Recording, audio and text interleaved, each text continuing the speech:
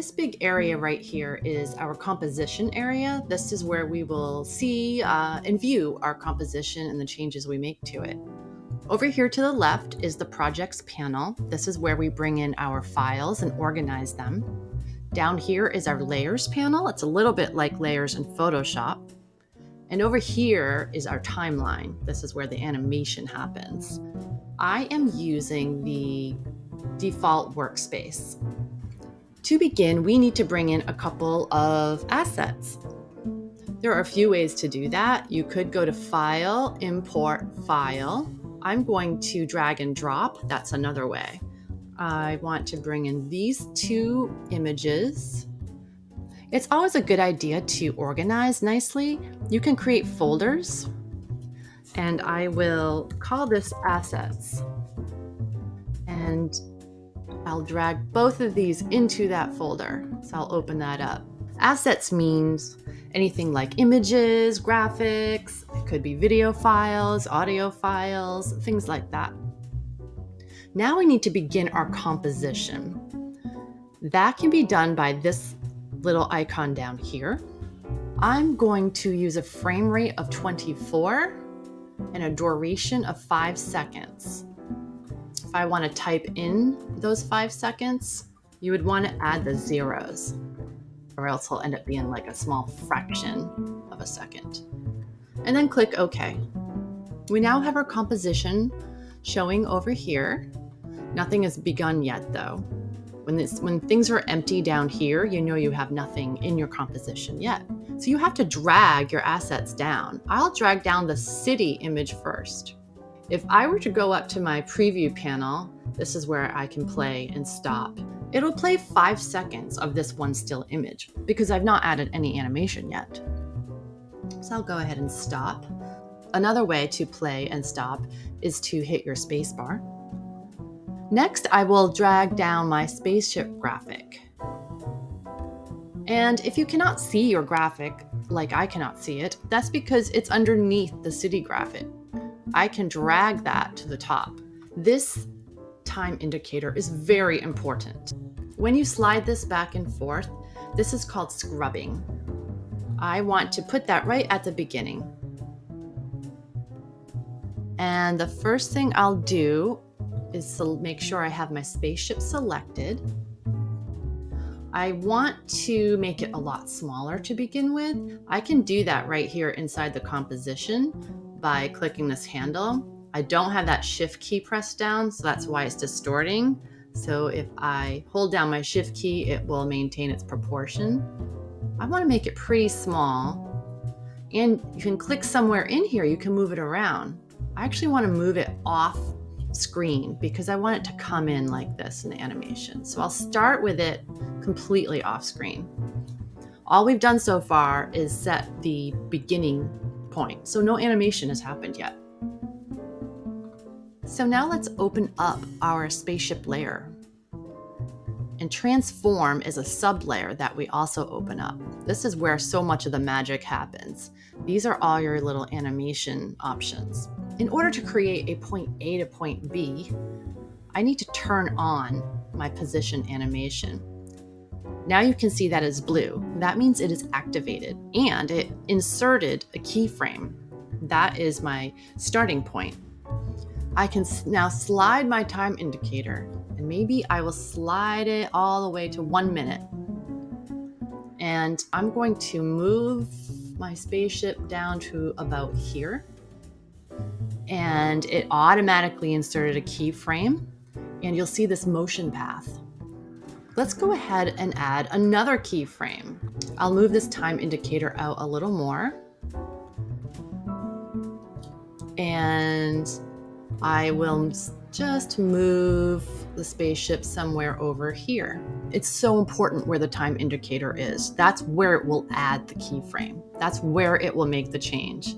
It's so easy to forget that the time indicator is somewhere else and you think you're doing something right on this keyframe, but it will go and create something here.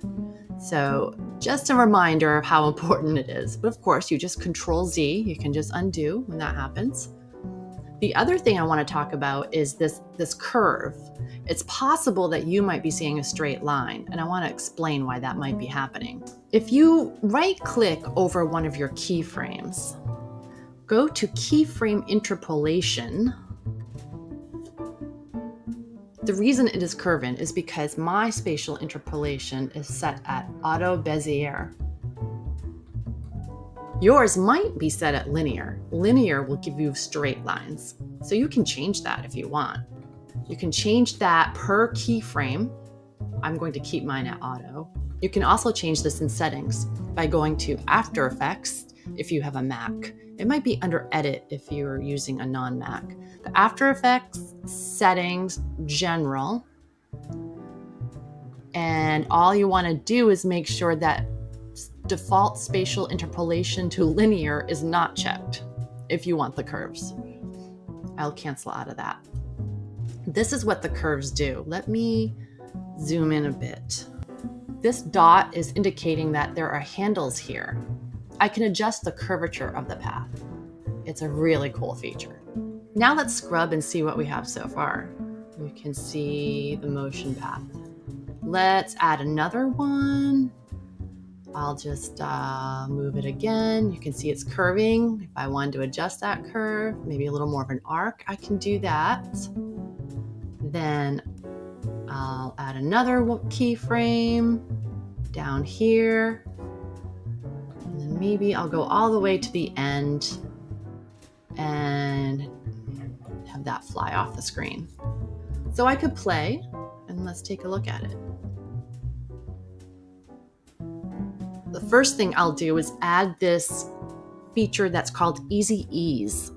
Your keyframes are selected when they are blue. If I clicked on the position layer over here, it automatically selects all of the keyframes. I happen to want that in this case.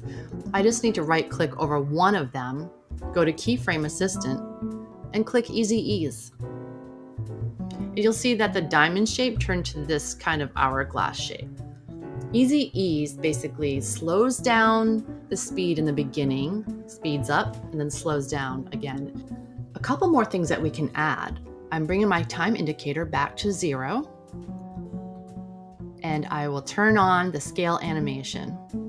You only have to turn these on once. I'll bring it out to about right here, and I will make it a little smaller. Whoops, it turns itself over if you go too small. So I'm scrubbing over these numbers here.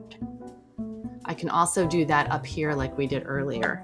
Hold down that Shift key to maintain its proportion. I can also scrub to see what that looks like. So it comes in, it kind of looks like it's starting to go further away. And then I'm going to make it come back closer to us. So I will set my time indicator here. And I will scrub back up a ways. It's often easier to adjust it inside the composition. Then maybe I'll bring one all the way out here and then really crank up the scale to see what that looks like, to make it look like it's coming closer to us. So let's see what that looks like. I'm going to scrub it. I'm not sure it's ready to play yet. So it's not quite the right speed. Oops. So it's kind of doing it. I bet it'll play now. I'll hit play so we'll see it at the correct frame rate. Let's add one more thing. We could rotate it too. Remember, we always have to create that point A, that first time frame. And it doesn't have to be at 0. Perhaps I could start here. And I'll turn on rotation. There's my keyframe. Maybe I will set a second keyframe here. And it is easiest to scrub over the rotation. If you scrub right, do you see how it's turning to the right, turning to the left?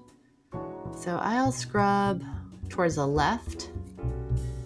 Let's move that time indicator and try to imagine what might make sense. Have it turn a little bit here. And have it straighten back out. I could add a whole bunch, or I could just add a couple. I'm just showing you how you could add a whole bunch, small changes. And then maybe have it come back out here.